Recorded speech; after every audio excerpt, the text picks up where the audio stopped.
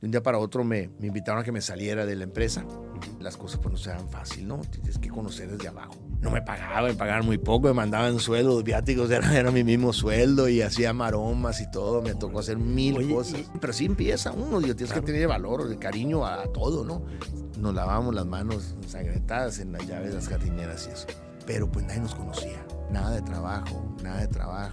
Estuve a punto de cerrar. La cultura del trabajo San Martín, eso es. Resolver. No pensar en el dinero. El dinero es el primer obstáculo que tenemos para hacer cualquier cosa. Si tú piensas en el dinero, ya empezaste mal. Yo soy un fiel creyente de la ley de la atracción. Un día perfectamente me acuerdo bien que les dije, miren, aguanten, dentro de poco vamos a hacer la funeraria número 1 de Hermosillo. Hola, bienvenidos a un episodio más de Reenergízate, un podcast en donde hablamos de energía solar, en donde traemos a la mesa a empresarios que están apostando por un Hermosillo más limpio, más verde y para un futuro más sostenible para todos los que habitamos en esta ciudad. En este momento tengo la grata fortuna de tener a alguien que le tenía muchas ganas de tenerlo en esta mesa, en este podcast. Es el señor Juan Blanco Breceda, de Grupo Funerario San Martín. Juan, bienvenido. Muchísimas gracias por venir. Por fin se nos hizo. Por fin se nos hizo, así es. ¿Cómo andamos? No, muy bien, muchas gracias. Antes que nada, te agradezco mucho la invitación, la verdad. Se aprecia. Y pues aquí estamos para platicar todo lo bueno de los negocios y de tu negocio y el mío.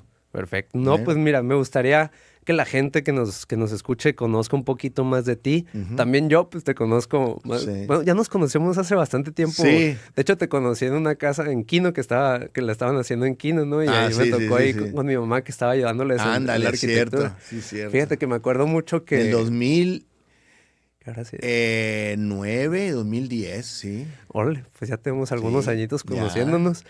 Desde ahí me acuerdo muy bien que tú querías un área social en la Palapita, no sé qué, yo me puse a dibujar y me dijiste, eso quiero, y eso me gustó mucho. Fíjate que esos fueron de mis primeros pininos, yo soy arquitecto, por si no lo sabías, y fueron mis primeros y últimos pininos de arquitectura. Yo no ejercí, nada más dejé ahí esa semillita ahí.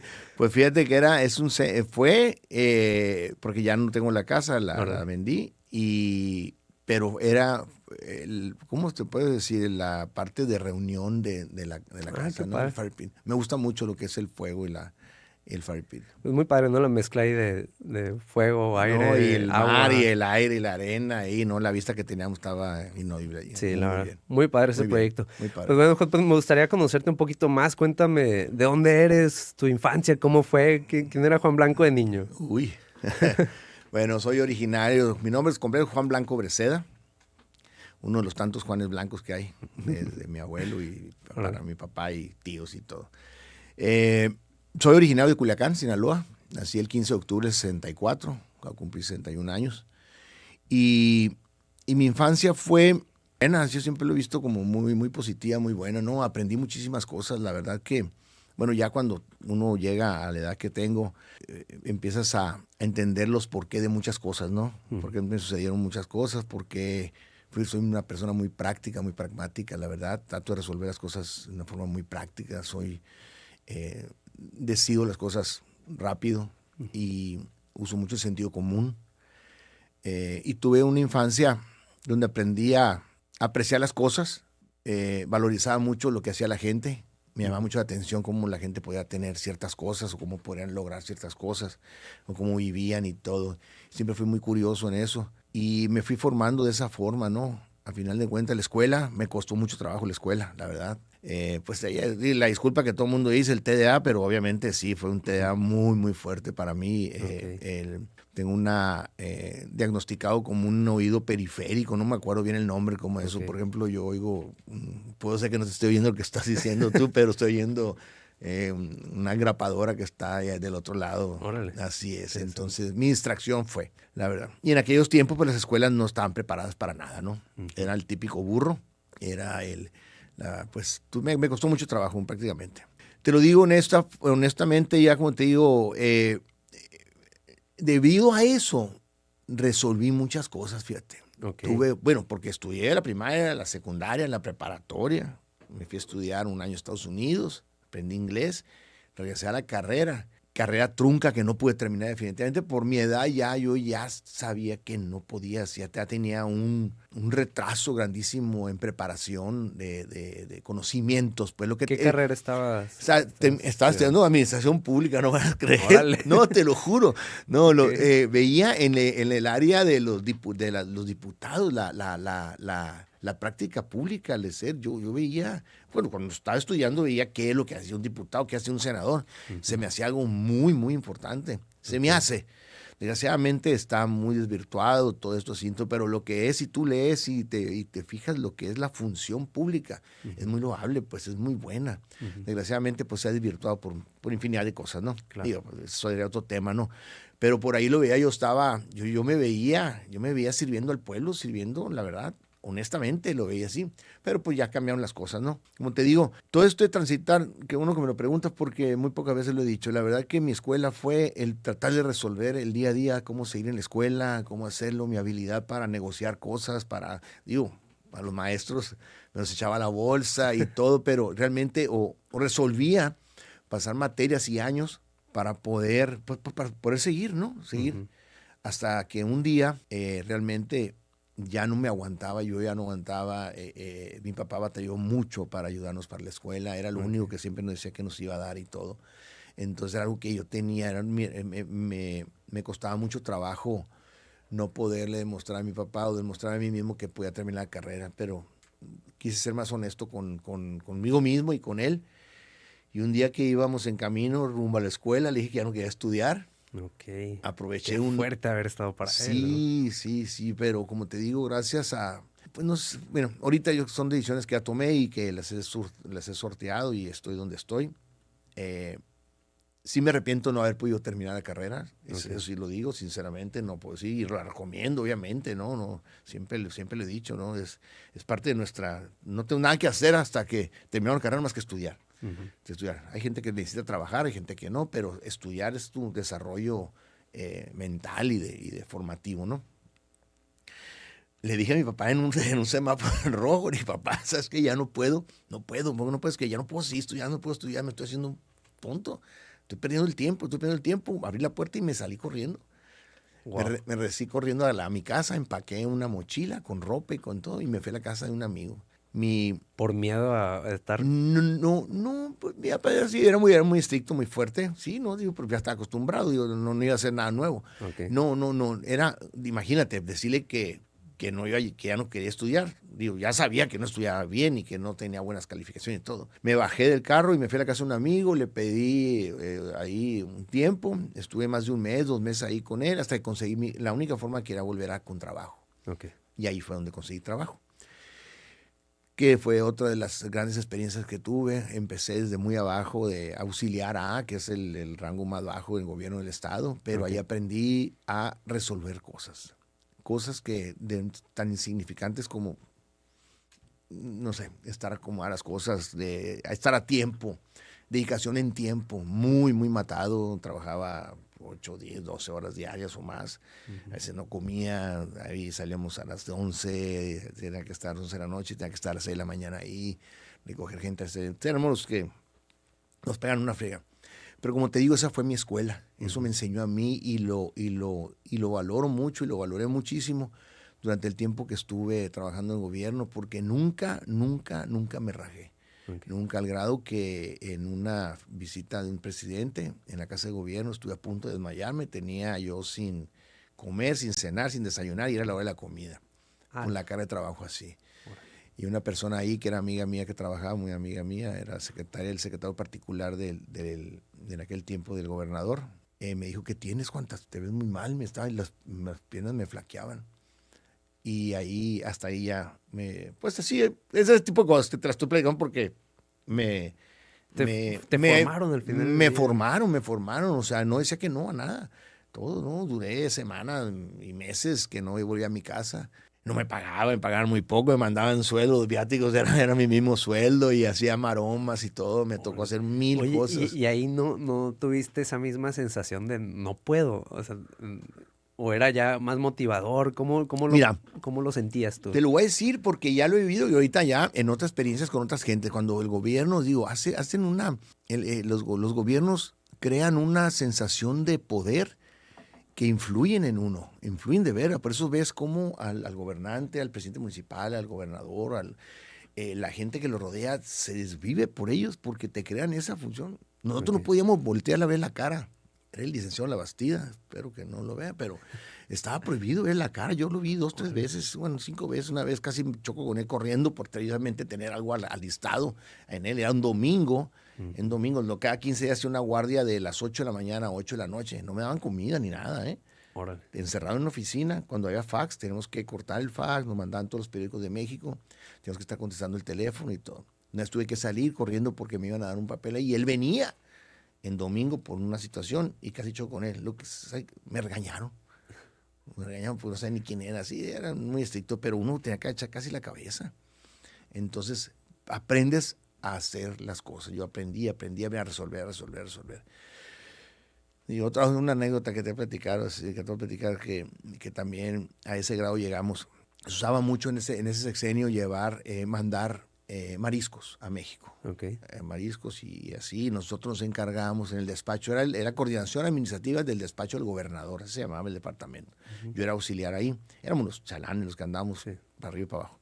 Y había ocurrencias de un momento a otro. Oigan, necesito 20 hieleras con camarones, tener esto, pulpo y ancas de rana y callos y todo, y enfriegue todo, sin dinero. Había un convenio que habían hecho ellos, que había una congeladora donde tenían producto. Okay. Y la abríamos a la hora que sea, le abríamos al dueño y nos daba el producto. Pero las hieleras, las cintas y los tenemos que comprar. En un súper me fiaron así, me vieron. ¿Qué les dijiste? ¿Vengo de parte del gobernador? No, les dije, ¿sabes qué? Sí, les dije, no, tuve que decirlo a final de cuentas, le dije que para qué traemos unas tarjetas y si era real, porque le ponemos una tarjeta y todo eso. No tenemos el dinero ahorita en este momento. Tengo que resolver esta situación y así lo hacíamos. Y no me creían, pues, o sea, daba la cara y volvía y pagaba, ¿no? Obviamente, no. Pero tenemos que resolver. Íbamos a traer un pick-up armando las hieleras y todo eso, porque cuando llegáramos ya estaba cargado el avión y el señor llegara, se subía al avión y se fuera a hacer su negocio a México. Así, ese tipo de cosas. Entonces, te puedo platicar infinidad de cosas y eso es lo que me formó. Okay. Eso me formó y pues pasé a trabajar ya formalmente. Bueno, era formal ahí, pero ya en la iniciativa privada que fue en la funeraria de San Martín. Okay. Eso ya fue en el año 90. Te estoy hablando del 87, 88, 89. En el 87 estabas en gobierno y luego ya... En gobierno, y ya pasé ahí, Ale.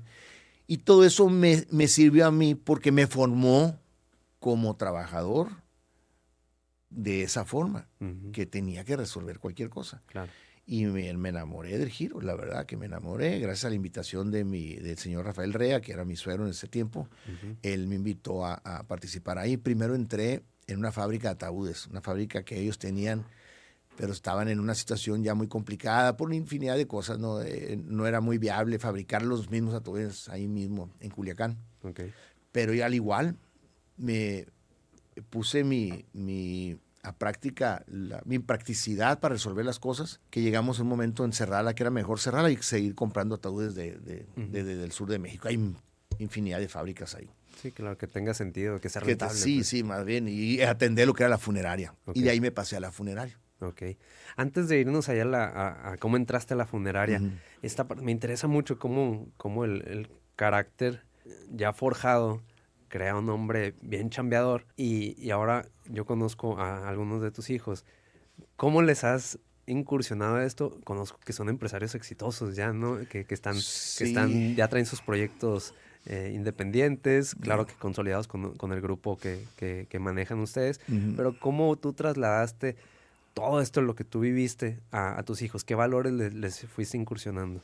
¿Y cuántos hijos tienes para que conozca un poquito la gente? Tengo tres hijos varones. Juan Rafael, de 35 años, es el mayor de mis hijos. Después sigue Esteban, que tiene 32 años, y Germán, que tiene 27 años. Son mis 3 hijos. El segundo, Esteban, tengo 3 nietos también, 3 hombres. Felicidades. Nietos, sí. Uno de 9 años, uno de 5 años y uno de 2 años. Okay. Entonces, y son puros hombres, ¿no? Tengo 2 nueras muy, muy lindas ahí. Okay. ¿Cómo lo sé? Yo creo que el ejemplo en su debido, en proporción, ¿no? Bueno, cuando estaba un poquito más grande me preguntaban que por qué nos habíamos venido, porque éramos de Culiacán y veníamos para Hermosillo. Entonces ahí les platicaba, ¿no? Entonces conocían el negocio y lo veían y todo, pero como hijos chicos, ¿no? Posteriormente los llevaba, los trataba de inculcar, por lo menos en los veranos que fueran a la funeraria y estuvieran ahí, vieran. Dicen que se acuerdan mucho que los ponía a trabajar porque los puse a barrer un estacionamiento. Entonces sí, está bien, pero sí empieza uno, Dios, tienes que tener valor, el cariño a todo, ¿no? Y entonces allí empezaron ellos de alguna forma, lo hicieron 1, 2, 3 veces, el tiempo que haya sido, ¿no? Pero trataba yo de decirles que las cosas pues no se dan fácil, ¿no? Tienes que conocer desde abajo para poder pues conocer todo el negocio, ¿no? Obviamente a ellos ya les tocó ya más grandes, pues el negocio ya mucho más formal, más formado. Pero sí me he dado el tiempo, la verdad, de platicarles los inicios y todo, ¿no? Entonces tenemos una cronología, hay un video que tenemos nosotros que se llama Línea del Tiempo, donde empezamos desde que llegué aquí, el edificio que rentamos, cuando empezamos a construir y cómo se ha desarrollado todo. Entonces yo soy de muchas etapas, me acuerdo muy bien de los años de cuando pasó cierta cosa y cierta cosa. Entonces hay un paraguas, ahí hay un curioso me ha pasado. En el 80 me fui a Estados Unidos y fue una edad muy importante para mí, una experiencia muy, no sé, nada de inglés, nada. Entonces, ¿A dónde te fuiste? Me fui a Seattle, Washington. Por Órale, eso vamos a ganar el Super Bowl. Sí, sí, o sea, llegué como a las 10, 11 de la noche y por mi falta de inglés, lo primero que me ofrecieron cuando llegué a la casa fue nieve de nuez, que nunca me gustó la nuez. Y les dije que sí. Estaba comiendo nieve. ¿No sabes cómo era nuez en inglés? No, ni sabía, no sabía ni qué era nieve, no digo nada, no sabía nada de inglés. Ya estaba comiendo nieve a las 11 de la noche. Lo único que quería hacer era dormirme yo. Claro. Pero así, entonces, pues ahí me aprendí muchísimo también ahí. La verdad, sí, la verdad, no puedo decirle. Desarrollo uno la inteligencia y el sentido común cuando tienes adversidades, cuando tienes ciertas cosas. Y a mí se me dio la verdad que sí. Volviendo a mis hijos, lo mismo, en mi forma práctica de enseñarles, siempre se enteraban porque podía estar comiendo y me paraba y no comía, o no iba a comer muchas veces. En las noches hubo veces que me levantaba en la madrugada y volvía y ni cuenta se habían dado, pues, pero les platicaba que me fui hacia la oficina, hacia la funeraria, siempre sigue a la oficina, a la funeraria. Entonces, pues ahí empezaron ellos a ver y como es un negocio muy peculiar, digo, porque la verdad que tengo la gran, de veras que la bendición de tener ese tipo de negocios, porque la verdad que me enamoré de él, digo, desde que empecé mis trabajos. Entonces, pues lo único que hablo pues son cosas buenas dentro de la pérdida, ¿no? Claro. Es una responsabilidad muy grande la que tenemos de que hacer menos pesada la pérdida de un ser querido. Entonces, pues creo que ahí, en ese tiempo, pues me la pasaba hablando con ellos de eso, ¿no? Y a la vez, pues yo creo que como atendía amigos y atendía gente conocido, ellos, yo creo que les platicaban la experiencia que habían tenido, entonces se fueron palpando también, o sea, como que veían de alguna forma traducido lo que yo les comentaba con el sentimiento de que alguien les decía, claro, un tío, un amigo, oye, que muy padre, muy bien la funeraria, que te dicen gracias, de veras. Sí. Yo reconozco mucho a la familia que se atreve a darte las gracias porque atendiste bien a tu familiar. Imagínate perder un hijo, perder a un familiar muy cercano. Yo perdí a mis papás también y yo lo más cercano que he tenido. Y sí terminas reconociendo la labor esta, ¿no? Claro. Pues la verdad que felicidades, Juan, porque pues sí, esa formación que estuvo muy difícil a lo que me estás platicando, pues ya te pone hoy a lo que es Juan Blanco, ¿no? La verdad que es digno de aplaudirse. Y ahora sí, ya quisiera conocer cómo fueron esas primeras etapas, en qué área estabas tú en Funerario San Martín, qué es Grupo Funerario San Martín. Sí, bueno, si te platico de Culiacán. Sí, de cómo empieza la empresa, porque probablemente muchos en Hermosillo no sepan que es de allá, ¿no? No, sí es de origen de Culiacán, allá de la familia Rea, el que fue mi suegro. Y yo empecé con él en el 90, como te dije, primero en la fábrica de ataúdes, que también me sirvió porque vi de qué estaban hechos, desde qué estaban hechos, y era complicadísimo, ¿no? El tratar a la gente de ese tipo, pues, de ese tipo de manufactura. Okay. Pero cuando me dijo, me dio cuando me contrató de una forma así muy live, cuando quieras, veas y todo. Por ejemplo, así me dijo, si quieres, ve y todo. O sea, como que estaba tratando de ayudarme. Digo, me ayudó bastante, ¿no? Claro. Pero me lo dio muy light. No, yo luego mi compromiso fue, esa misma tarde me fui, hasta fue la hora de la comida, en la tarde fui. Se presentó un caso, me acuerdo muy bien, mi primer caso que fue, es una persona indigente que falleció en el casino de Culiacán, un edificio muy emblemático ahora, pero estaba en ese tiempo, en el 90, estaba abandonado, era drogadicto y se inyectaba a la gente y todo ahí. Ahí habían degollado a una persona que estaba ahí, Ay, desnuda y todo, entonces, y ya tenía un día, 2 días ahí, ya generaba cierto olor y todo. Y yo llegué y luego, pues, lo que es lo que tiene que hacer, yo veía con compañeros, ¿no? Y que hay que recogerlo y tal parte, la policía lo vio. En aquel tiempo no había la medicina forense tan formal como está ahora, el CEMEFO, ¿no? No había unas instalaciones de CEMEFO, no había, la funeraria que estaba ahí, se hacía cargo de levantar el cuerpo y llevarlo a la funeraria, y ahí iba el médico, y el médico decía, no, pues falleció de esto, otro, ¿no? Okay. Bueno, el primer día eso me pasó. Y yo lo agarré, lo subimos, tal como, o sea, ¿Qué sentiste? ¿Qué sentiste? Fíjate que no sentí nada porque me concentré en resolver, pues, o sea, pongo eso. No puedo mentir que no es agradable el olor y el lugar donde estaba, no. Digo, tengo infinidad, cientos de experiencias de ese tipo, ¿no? Pero siempre lo sobrepuse, ¿no? Uh-huh. Tengo casos muy que los tengo muy grabados en la mente. Pero ese fue mi primer día. Y no me rajé. Uh-huh. No tuve pesadillas, no tuve nada. Nomás sí, todo mi periodo en Culiacán, más que nada, al principio aquí, donde estaba metido muy en la operación yo, tenía sueños recurrentes, pero no eran pesadillas para mí porque no me levantaba ni perdía sueño. Tenía sueños muy recurrentes donde ponía a mi familia en riesgo. Okay. Y estaba yo resolviendo. Fíjate, todavía en los sueños hacía eso. Uh-huh. Entonces, ¿por qué? Porque por los casos que veía allá, pues las balaceras, muchos problemas, mucho delincuencia, siempre andamos recogiendo casquillos y cuerpos realmente destrozados y en mal estado y todo eso, pero siempre pensando en que era una persona la que estaba ahí, la que había perdido la vida, independientemente de la forma que haya sido, claro. Y teníamos que reportar a la familia. Entonces nosotros nos concentramos mucho en la familia. Le damos el respeto de la manipulación del cuerpo, empezamos a usar bolsas, no usábamos guantes en un principio, terminamos de hacer eso y nos lavábamos las manos en la primera llave que veías en la jardinera. ¿Cómo es posible esto? Decía yo, ahí fueron mis cosas que empecé a poner en práctica dentro de la empresa. Uh-huh. Como operativo realmente, yo andaba operativo, como gerente operativo entré, de alguna forma me daba, por ser familiar, político, me daban cierto estatus de poder decir. Tomas de decisiones. Toma de decisiones. Uh-huh. Pero era la operación, manejaba la combi, eran combis en un principio, pues fueron unos carros Nissan ahí, y yo era el primero que andaba ahí, me encantaba andar en la primera línea. En la primera línea de batalla, porque tenía que enseñar a cómo se hacían quería que hicieran las cosas, pues. Okay. Entonces, no usaba un uniforme en aquel tiempo, se empezaron, ¿cómo puedes ir con camisa roja, con sombrero, con gorra o algo, no? Entonces, pues, cosas tan simples que son ahorita, en aquel tiempo no había. Los guantes, por ejemplo, de veras, nos lavábamos las manos ensangrentadas en las llaves de las jardineras y eso. Y empezó a cambiar todo eso, se empezó a modernizar, tuvimos ahí pues casos de gente muy famosa allá en Culiacán, te podrás imaginar, de todo tipo. Y ahí aprendí muchísimas cosas también, ¿no? Veamos cada cosa ahí.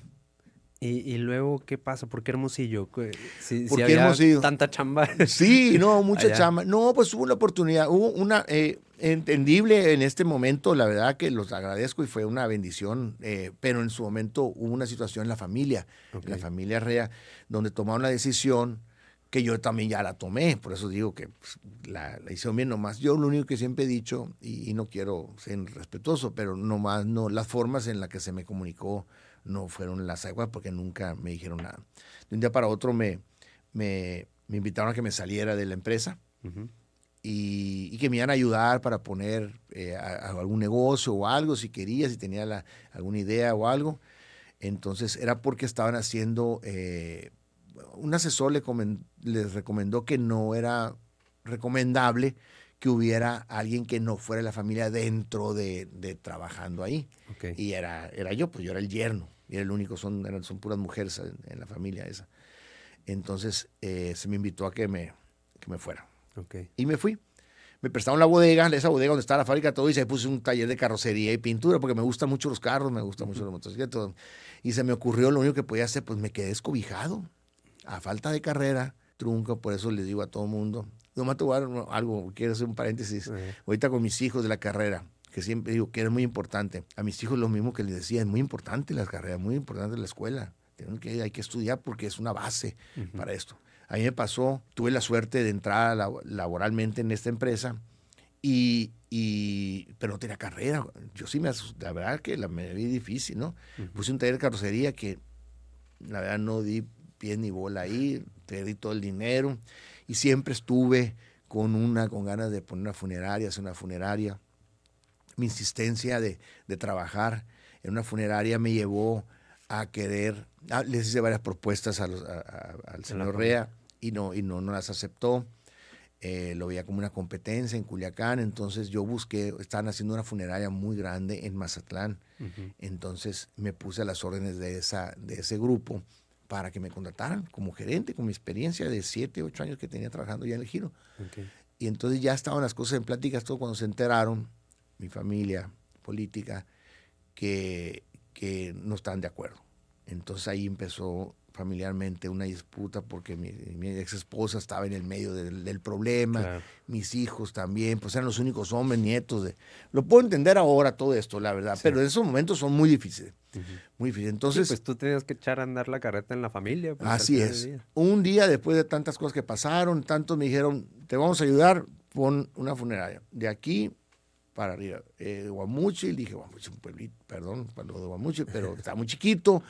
Y querían que estuviera mi familia acá y yo allá, y no. Entonces ahí empecé y me vine y siempre pensé en Hermosillo.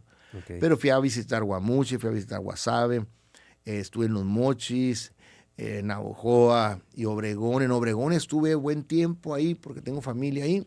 Y había, curiosamente, el único local que encontré en Obregón que era viable para lo que conceptuaba. Yo venía de una funeraria de San Martín de Culiacán, que era la mejor funeraria que había en ese tiempo, con unas instalaciones grandísimas, nada que ver con lo que había aquí en Hermosillo. Pero entonces, lo único que más o menos se parecía era una mueblería que estaban ahí sola, y dice, si me vengo a Obregón, tiene que ser ese edificio porque no hay nada.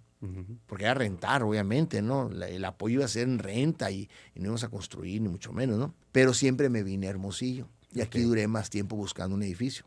Hasta que encontré el edificio en Matamoros y Encinas, que era un banco, había sido un banco Comermex, era un edificio muy grande.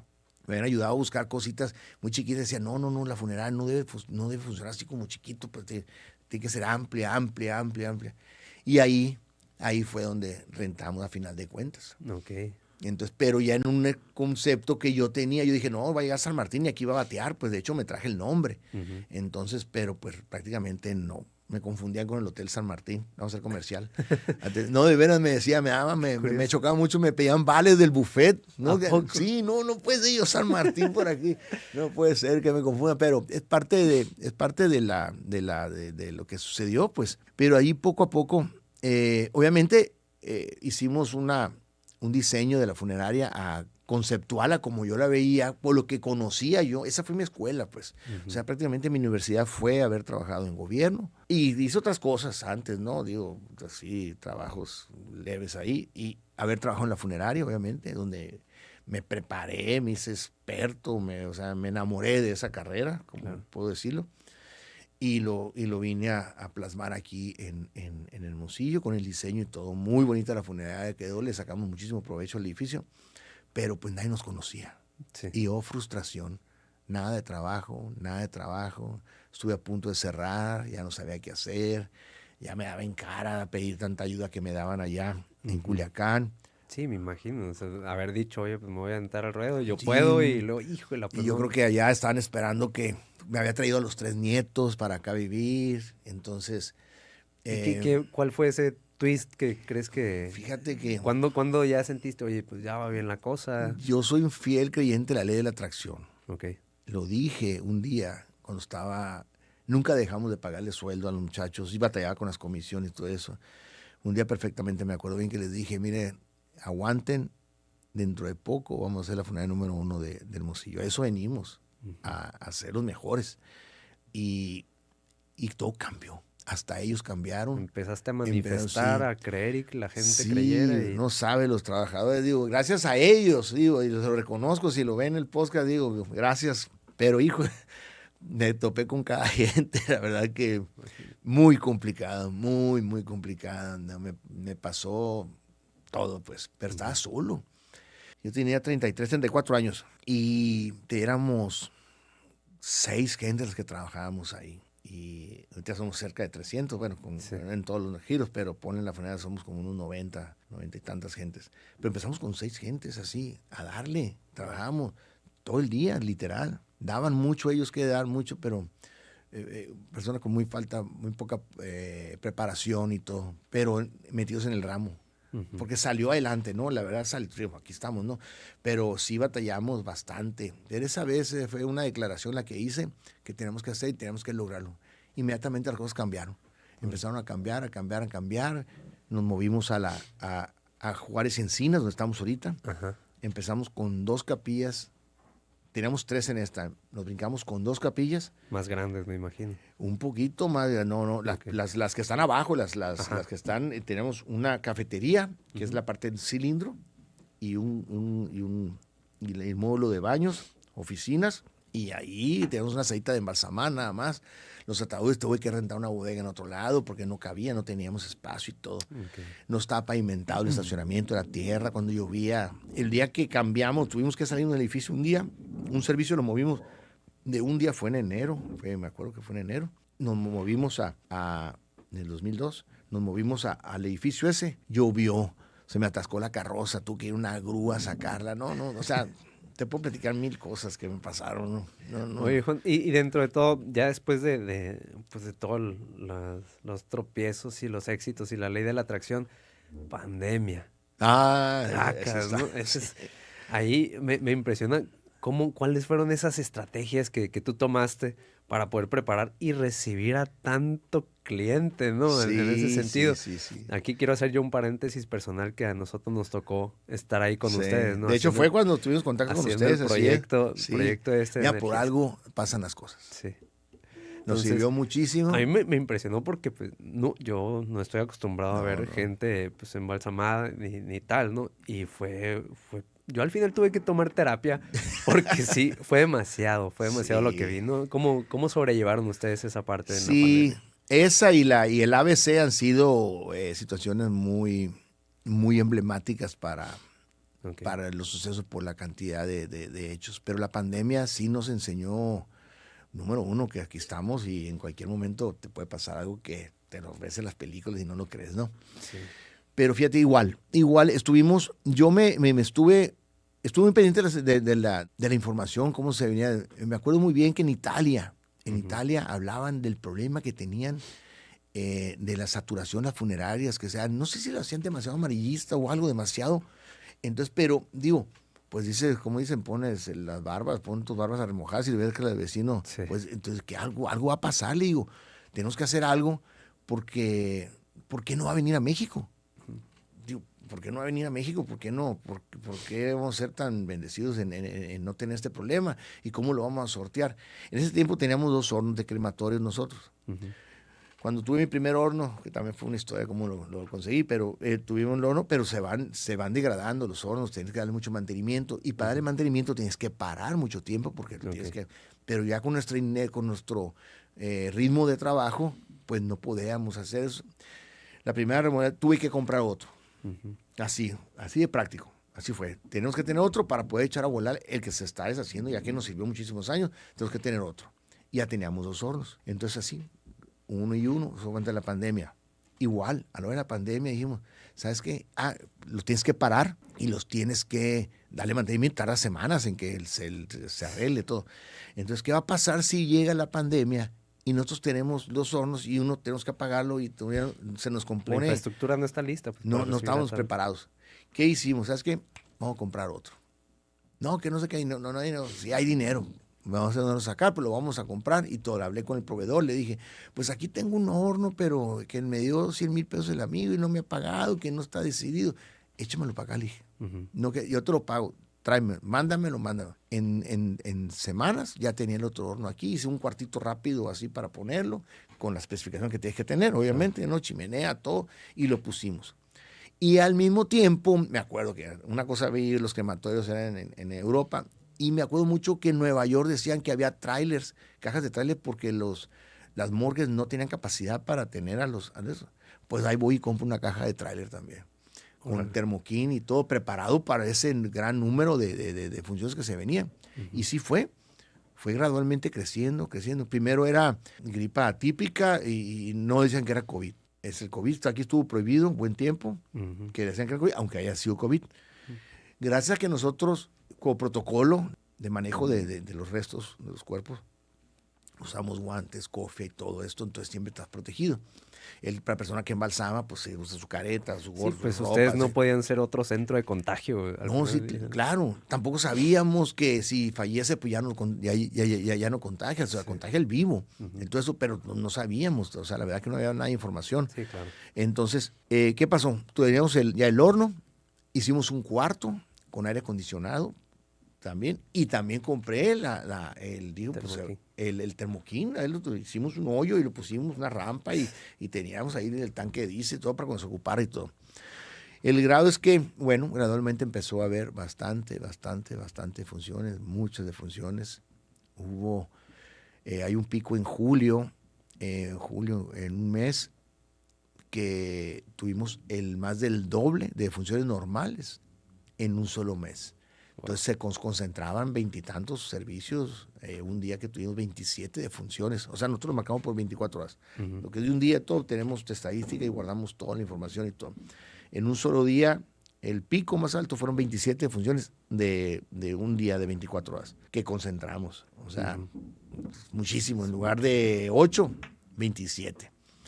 Pero el día anterior había habido 25, y había habido 20, claro. Y había habido 18, y había habido 20, y había habido 19, y había habido 14. O sea, y para después del 27, había habido 25, hubo 25, hubo 24. O sea, concentramos en un mes lo de 2-3 meses de funciones. Entonces, el trabajo, la verdad, voy a aprovechar para reconocer, ya se lo he hecho muchas veces, pero las personas que se encargaron de las cremaciones, de la sepultura, del panteón, la verdad que se la rifaron ahí, la verdad, pero no se enfermó ninguno, nadie. Bueno. Ahí sí me di cuenta y corroboramos de que después del fallecimiento, pues no hay contagio. Quisieron regular la visita a la funeraria, metizaron mucho de que no fuera la gente porque se iban a contaminar y todo eso. No era tanto por la persona que falleció, sino porque la aglomeración de Entonces, dábamos permiso, nosotros velamos y todo, y demostramos que teníamos todos los controles, y iba la familia. Claro. Pero sí tuvimos la gente nos agradeció mucho, nos los pedía muchísimo, era muy difícil. Pasó muchísimo en el Seguro Social, donde les daban un iPad para despedirse. Sí, salía en trabajo social y decían, ¿sabes qué? Que no pueden entrar. Claro. Y sí es entendible ahí, pues un hospital tan grande, con tantos pacientes y todos juntos ahí, en donde pues estaba prohibida la visita. Y nomás se les informaba que había fallecido, ya no volvían a ver. No, entonces, pues sí, la verdad que tienes que acompañar, ¿no? Y ser muy sensible en el sentido de cómo pasar ese momento. Sí, tan difícil. Sí, y ahí la concentración nos sirvió porque la gente estaba informada realmente, porque le decíamos que en 2 días, 3 días podíamos dar las cenizas, los restos, o inhumamos ahí por ejemplo, en los panteones de nosotros, Parque Funeral San Martín, ahí teníamos la disposición de un área, hicimos esta área es COVID, toda una sección, aquí vamos a sepultar todos COVID por lo que suceda. Se van a dar facilidades para que se puedan sepultar, le vamos a dar facilidad de pago y le vamos a dar esta área para que se puedan sepultar y tenerlos aquí en una sola área confinada, pero es un área ahorita ya se sigue usando, siempre se ha usado, ¿no? Pero teníamos un área nueva y entonces aquí vamos a sepultar. Y sepultamos muchísima gente ahí. Juan, y entre el tema del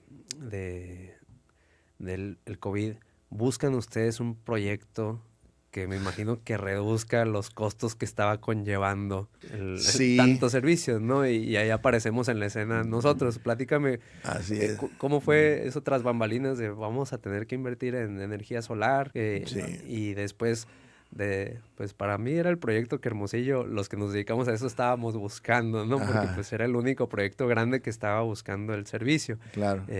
¿Cómo fue para ustedes esa necesidad y cómo fue la selección de Renergy? Pues mira, son coyunturas ahí que suceden, ¿no? Son esas situaciones que también se toman decisiones, ya un poquito más, con mucha más gente que es mucho más preparada que yo en el sentido de administración y finanzas y impuestos y todo, ¿no? Debido a ese auge, ese pico, aunque hayamos tenido muchísimos gastos, pero también puedo decir que no puedo negar que fue exponencialmente muchísimo más trabajo, ¿no?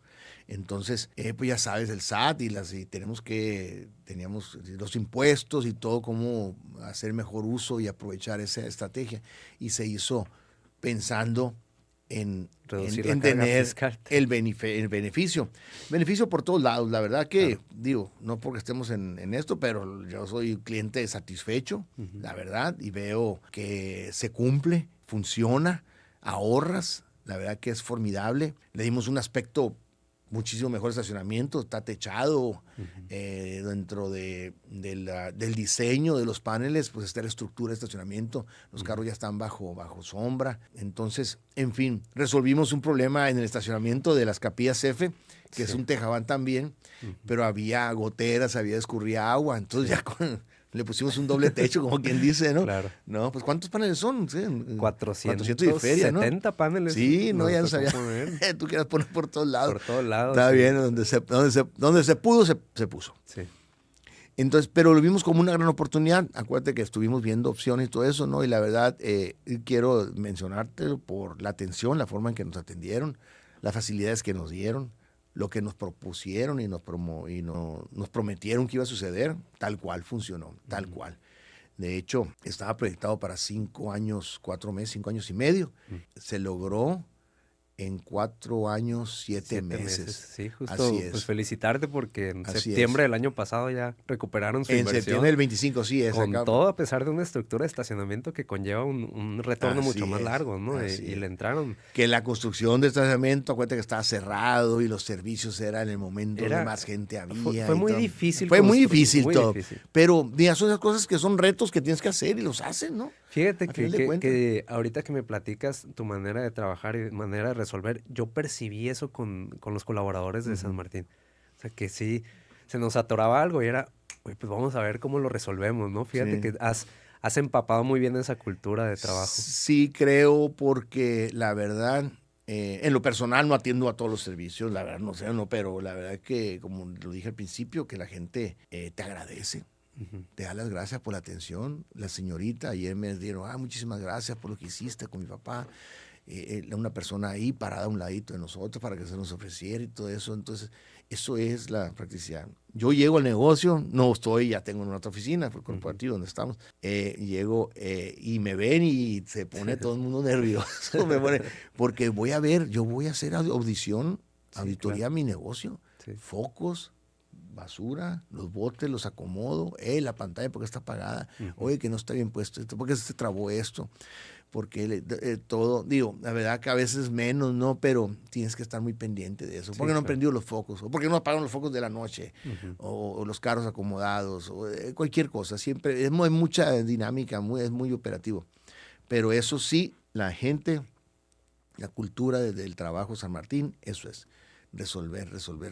La gente, los muchachos no se llevan muchísimo de las personas de intendencia. Fíjate que nos dimos cuenta, las personas de intendencia son las que tienen más contacto con el cliente directo, porque son las que se meten a limpiarla a la sala, a recoger los vasos del café, a darles más clines, o que se cayó una corona y Me que la imagino flores. que ellos son Son una mina de oro ellos, para ustedes. son ellos los que nos dicen esto, nos Claro. dicen y todo está muy pendiente. En las encuestas de salida las felicitan, gente muy empática, muy accesible, y entonces pues también un reconocimiento para ellos, pues se ha hecho.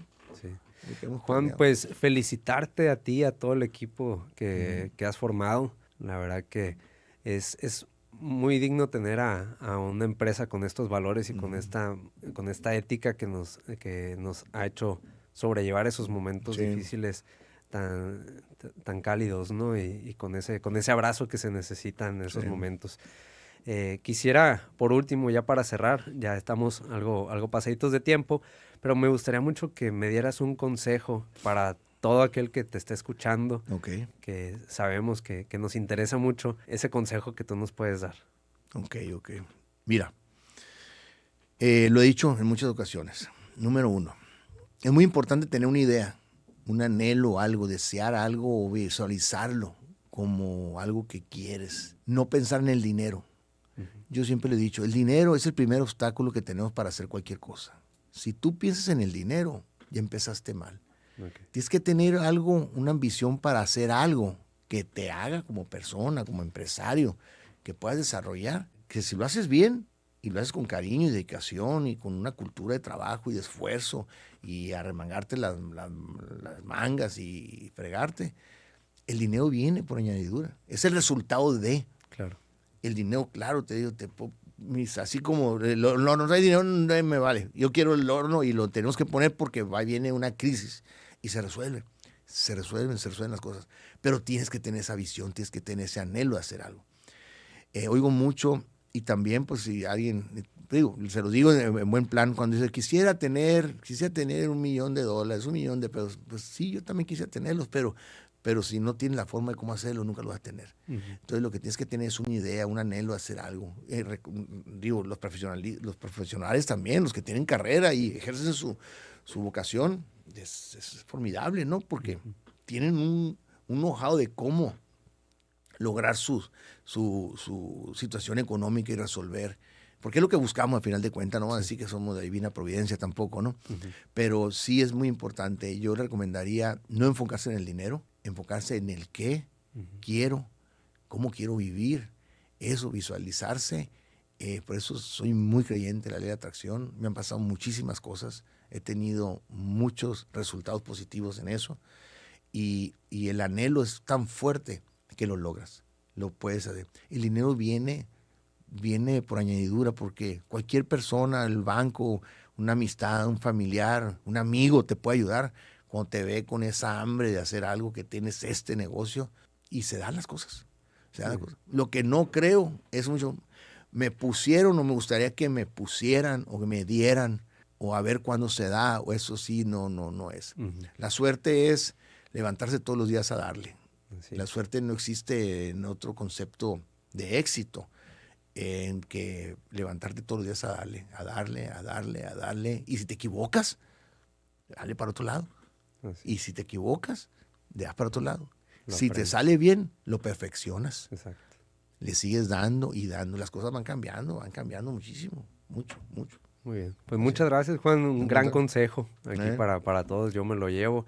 También firme creyente de la ley de la atracción por acá. Ándale. Y pues no, agradecerte mucho, de nuevo felicitarte por todos tus logros, por todo el equipo tan bueno que has formado para brindarnos este servicio, y decirte que pues quedas oficialmente reenergizado. Así es. Te agradezco muchísimo. Y de nuevo muchas gracias a todo el equipo por la confianza en Renergy. La verdad que a pesar de haber pasado por ese momento en la pandemia en la construcción, pues quedamos muy contentos con el resultado que se logró. Mira, muy recomendable, la verdad, digo, lejos de ser un comercial así, no, pero la verdad que sí es. De hecho, en mi casa tengo también ahí tenemos que ver asuntos. Muy bien, pues muchísimas gracias, Juan. Felicidades de nuevo. Y pues a ver si nos vemos después también en otro episodio. Me gustaría platicar contigo en otras. Hay muchas otras cosas que platicar, así es. Sí, hay otros porque sé que también tienes mucho de qué hablarnos todavía. Ahorita fue una pequeña probadita. Está bien, muchas gracias. Pues muchas gracias a todos por haber participado en este podcast. Espero que les haya gustado y síganos más en redes sociales para ver a qué otros invitados vamos a tener. Si quieren que invitemos a alguien más, pónganlo aquí en los comentarios y con mucho gusto vamos a gestionar para que pase. Excelente día. Nos vemos hasta la próxima.